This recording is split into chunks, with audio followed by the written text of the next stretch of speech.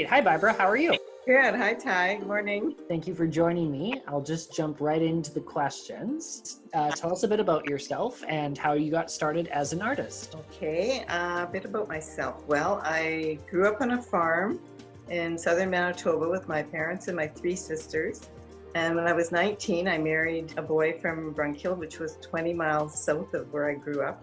And I've lived there ever since. So I've been on a farm my whole life. My husband and I still farm, and we raised three children. They're all married now and have two children of their own. So I have six beautiful grandchildren. How I got started in painting, about 20 years ago, I joined a local art group and we studied watercolor. Every 2 weeks we met in a school and we bring out instructors from Winnipeg. We were all in the same boat. We were all beginners, so it worked really well.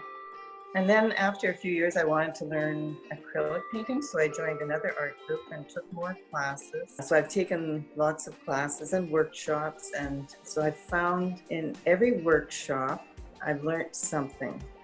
And I've met good people and made good friends. So what do you think viewers should know that gives important insight into your work and your practice as an artist? Okay, into my work. Well, I like to work on big canvases, and I have a studio in my home with two windows that face north and east, so I get great light. I like big brushes and I like lots of bright colors. I want my work to be different. I don't want it to be like pick a photo. If I wanted a photo, I'd take a photo, but I like lots of brushwork and texture in my paintings.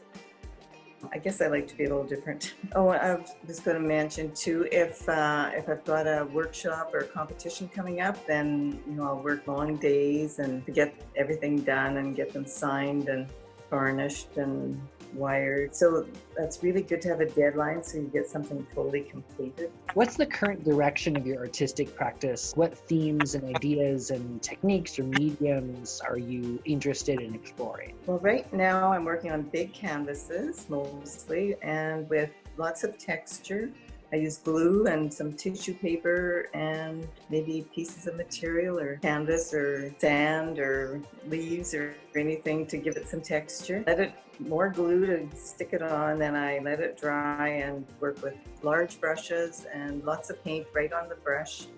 So the first effort is like sort of a rough one, and then after it's dry, I look to see what areas I can expand on, add more color, highlight some detail. So what are some of your interests and influences as an artist? I'm influenced a lot by nature. Living in Manitoba, we've got these wonderful canola fields, lots of rolling hills, lakes, and probably my biggest influence. I'm also influenced by other teachers I've had.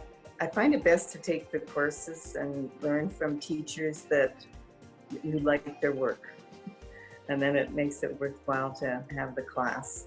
So what do you hope visitors will take away from viewing your artwork? I'm hoping the visitors will be moved in some way. Maybe it makes them happy or sad or melancholy. I just would like them to like the work and find some meaning to it.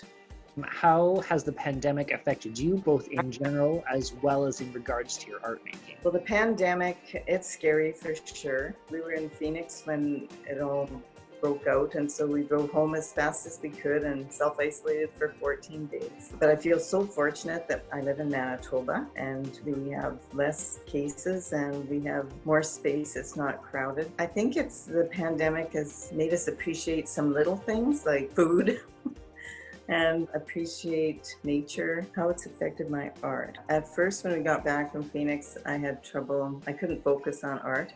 But after about a month, I got back into it and it feels quite normal again now. I think we're all looking forward to a new normal as far as life goes. And I think other people are maybe kinder and life has slowed down. Well, like Kelly Clarkson's song, "What doesn't kill you will make you stronger." Absolutely. Well, that's all the questions I have for today. Thank you so much for joining me. Oh, thank you for talking to me. I can't wait to see your work in the year of 2021. But of course, you can always see Barbara's work right now, which she's got a couple pieces on her website, but also in the gallery. So definitely come on by. Once again, thank you so much for joining me, and I hope you have a great day. Yeah, thanks for having me, Ty. Bye.